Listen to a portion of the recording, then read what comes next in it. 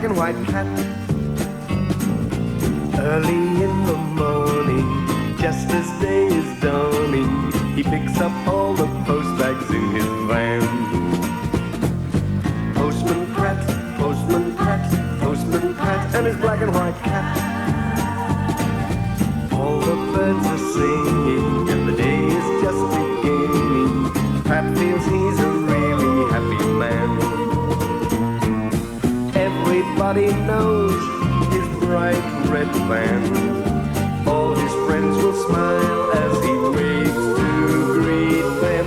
Maybe you can never be sure there'll be knock, ring, letters through your door.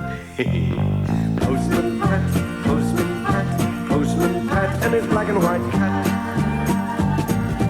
All the birds are singing, and the day is just beginning. Pat feels he's a really happy man. Everybody knows his bright red van.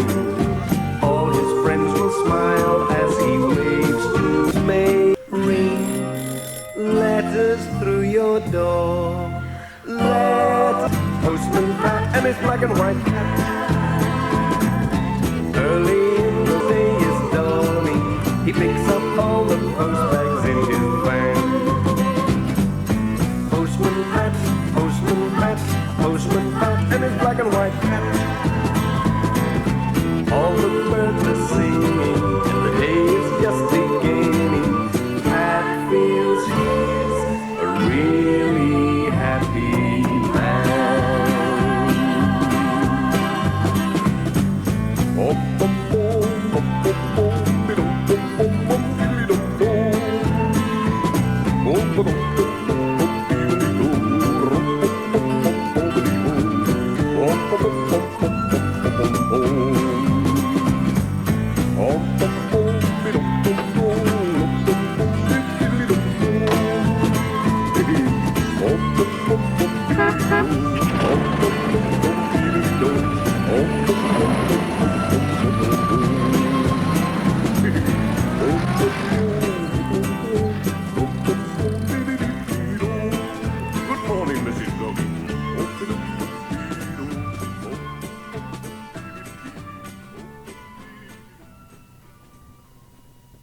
Postman Pat on the run.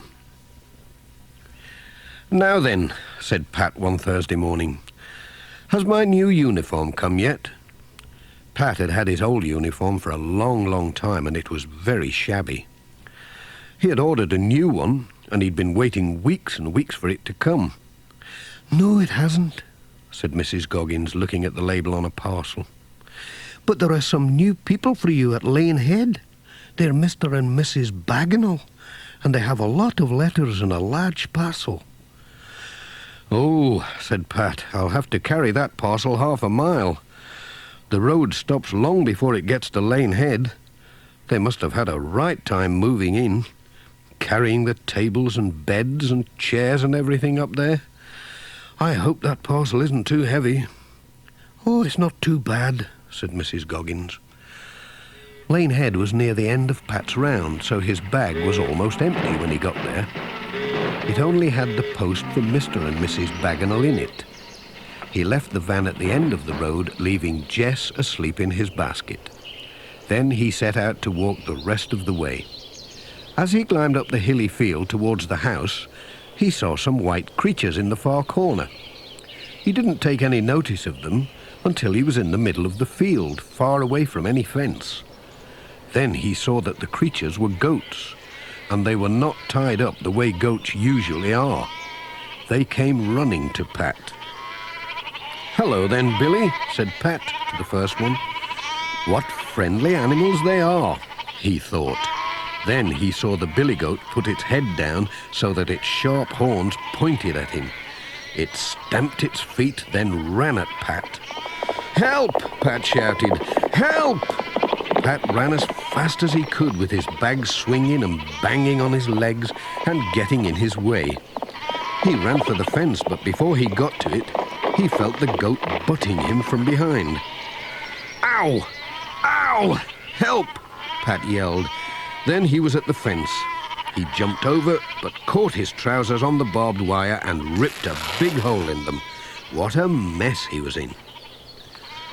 When he reached the cottage, Mrs. Bagenal came to the door with a smile and a, "Good morning, postman." Her smile soon disappeared when she saw his torn trousers, and he told her how it happened. "Oh, my goodness, I'm sorry that happened," said Mrs. Bagenal. "But you see, they aren't our goats at all. We're new here, and they've chased us too. We go the long way round now." "Well, I haven't time to go the long way round," said Pat, "so I'll have to see if I can cure them of chasing people." "You can't go home like that," said Mrs. Bagenal. "Let's see if we can patch you up." She took him inside and found a tin of safety pins in a drawer. "Here we are now. We can patch you up with these." She pinned Pat's trousers together with safety pins all down the leg. "Now you're not going back through that field, are you?" she said, when Pat had given her the parcel and letters. "Oh, don't you worry," said Pat. "I have an idea for teaching that billy goat a lesson." Pat walked to the middle of the field. He held his empty bag open and waited for the goat to charge at him. "Come on, Billy. Come on, I'm ready for you this time," Pat said to the goat. The goat put its head down, pointed its horns at Pat, and charged. Pat stood still, holding the bag open. When it was almost touching him, he quickly popped the bag over its head and pushed it down over its horns. The goat shook its head from side to side. It was puzzled. Why had everything gone dark and stuffy? Why couldn't it see anything? It bleated sadly. It shook and shook its head, but it could not shake the bag off. It tried to walk away from Pat, but it walked in a circle and fell over its own legs. Oh dear, it was in a muddle. "Well now, have you learned your lesson?"